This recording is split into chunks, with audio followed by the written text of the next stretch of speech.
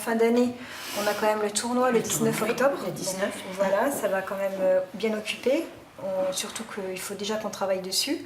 Il va y avoir la marche au mois de décembre. Beaucoup de manifestations au programme de l'association et autant d'occasions pour Sandrine Bérard de sensibiliser au don d'organes, mais aussi aujourd'hui de venir en aide aux enfants malades.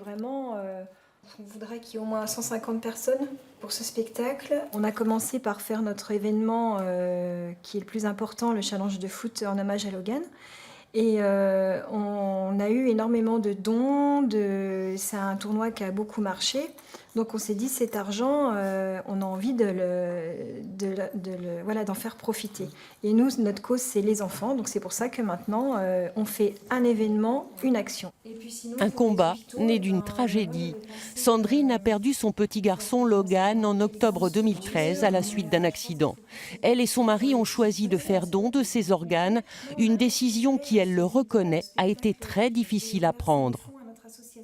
Comme je le dis toujours, on avait pensé pour nous, mais jamais de la vie, on avait pensé un jour qu'on allait devoir faire ce choix pour un de nos enfants. Et malheureusement, voilà, on a été confrontés à ce drame. Et c'est un choix qui est évidemment pas facile. Au départ, j'étais réticente par rapport à son cœur. C'est symbolique certainement, mais après réflexion, on s'est dit non, c'est un geste. Si on dit oui, on va jusqu'au bout. Et donc du coup, voilà, après, au final, Logan a pu donner, enfin, ils ont prélevé son cœur et ses 2 reins. Donc Logan a pu sauver 3 enfants. Sandrine va s'accrocher à cette idée et c'est ce qui va l'aider à surmonter l'épreuve du deuil. Il n'y a pas de soutien psychologique, malheureusement, et on s'est retrouvés seuls dès le départ.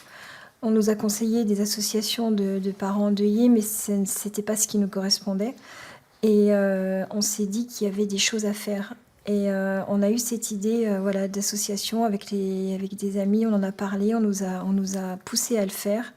Et moi, je ne pouvais pas rester sans rien faire, c'était pas possible. Il fallait que je fasse quelque chose, il fallait que voilà, toute cette souffrance que j'avais en moi, on l'a transformée en force au final, petit à petit évidemment, mais voilà, cette association, elle a été créée très vite, en effet, et très vite je m'y suis investie beaucoup, et c'était quelque part une façon à moi d'être tout le temps avec Logan en fait.